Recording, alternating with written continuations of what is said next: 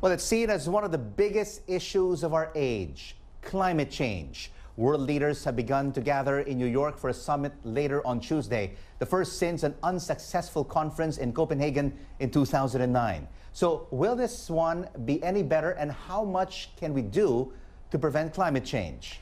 Well, hundreds of thousands of people took to the streets worldwide over the weekend, rallying for action. Meanwhile, the Rockefellers, the family, of course, that made its vast fortune from oil, have announced that its multi-million-dollar philanthropic organisation is to sell its investments in fossil fuel and reinvest in clean energy. Well, with me in the studio is Shelagh Whitley, Research Fellow at the Overseas Development Institute. It is an independent think tank in London, and she is a leading expert in investment in fossil fuels. Great to have you with us here on Newsday, Shelagh. Let's start off with Rockefellers then. I mean, this is a great change of heart. I mean, for people who aren't familiar with the history, I mean, just talk to us a little bit about that, and, of course, how significant is it? Well, the Rockefeller Foundation is built on the Standard Oil wealth. So the Rockefeller family built its fortune on oil and gas. And it's very symbolic that they have decided to divest, one, because they are built on fossil fuel wealth, but also because they're part of a bigger divestment movement of foundations, of religious organizations, and of pension funds who are now moving their investments out of fossil fuels. And Rockefeller is not only moving out of fossil fuels, but into clean energy, which is very important. So a real change of heart. I mean, we saw those thousands of people protesting, didn't we? It was a worldwide issue. I mean, do you think other companies, high-profile companies, such as themselves, will follow suit? I think what's more important is what governments do, and governments are meeting and world leaders are meeting today, on Tuesday, in New York to make commitments on climate change. And what they need to do is do the same thing as the Rockefeller Foundation has done. Right now, governments support fossil fuels to the tune of $600 billion a year. So $600 billion in fossil fuel subsidies are provided by governments all over the world.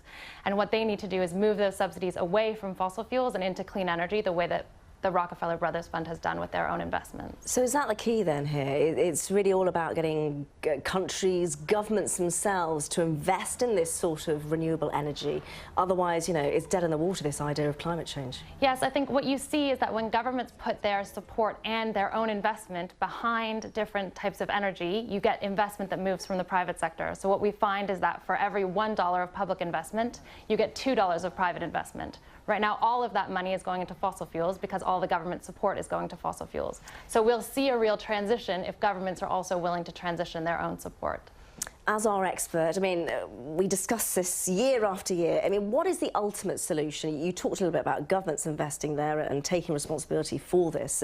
Is there anything else we should be doing? I think there's not really an ultimate solution or a silver bullet solution. I mean, we're talking about the energy system in the context of what Rockefeller has done. And really what we need is change throughout the energy system so that we're not just backing coal, oil, and gas, but we're backing all the different forms of energy, but also that we're backing energy efficiency. There's not enough investment in reducing our energy demand while we're putting lots of investment into increasing energy supply in the form of dirty fossil fuels. Some really interesting thoughts. And of course, countries like China, are they good? Are they bad? Who's good at doing this? Well, what we find is that all of the major governments, so the G20 economies, have all committed to phase out fossil fuel subsidies. So they've all made commitments to do this already. What we find is that movement is slower than these commitments, but already the US and China are working together on phasing out fossil fuel subsidies, starting with a joint disclosure of their subsidies, which will then lead it to a path for transition. We can leave it there. Really interesting thoughts. And of course, as you said, that climate change summit starts later on Tuesday. Thank you very much, Shelagh Whitley there. Thank you.